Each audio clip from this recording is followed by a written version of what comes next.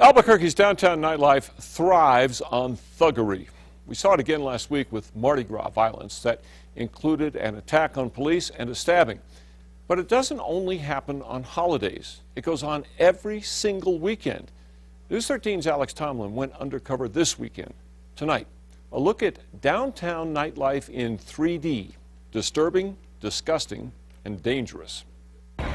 Bloody fistfights, passed out patrons, and serious safety issues. My number one concern right now is your firearms off. This is downtown Albuquerque on what the city calls an average night.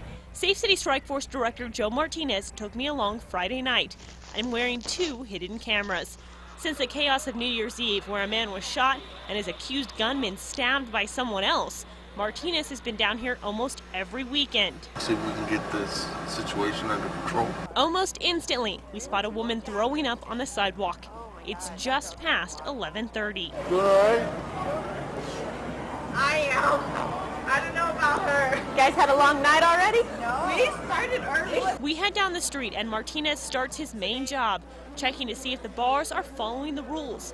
Right off the top, at the first bar, problems, and they just keep coming. Are you looking for their business permit? Expired. Every place we entered had problems, but this was the worst. Hundreds of people are inside listening to a band, but the bar's fire system is broken, meaning no alarms or sprinklers if a fire broke out. Martinez calls in the fire marshal and we move along. Inside this all-ages alcohol-free lounge, Martinez shows me one of the biggest problems the city is dealing with: kids. How old are these kids? The place is packed full of them. Some are barely teenagers.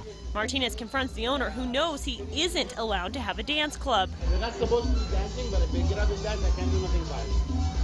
But it's not a dance place. Martinez issues him a ticket. We barely make it inside the next club before being stopped at the door. Calling an ambulance. A man is passed out and being dragged out of the club. Cops quickly spot him. What are you guys doing? He's in dog sitting.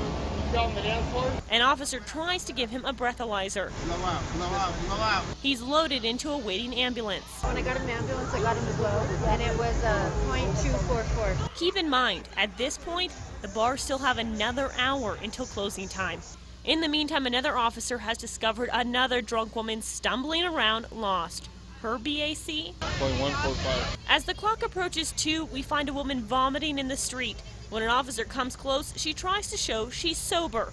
From there, the tension builds as the crowds start to pour out onto Central. Couples start to fight, and so do strangers. Nobody's scared of you, homie. Nobody. Get off. The crowd eggs them on. You a real man? Beat that ass, man. And then you hear it.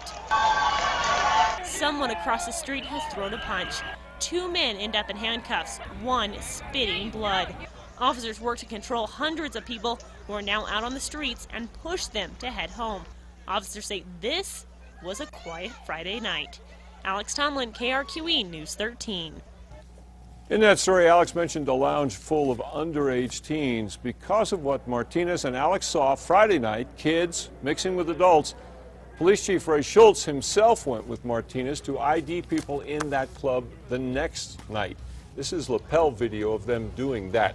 They say some of those teens were as young as 13 downtown. They want the owner to make that place 18 and up.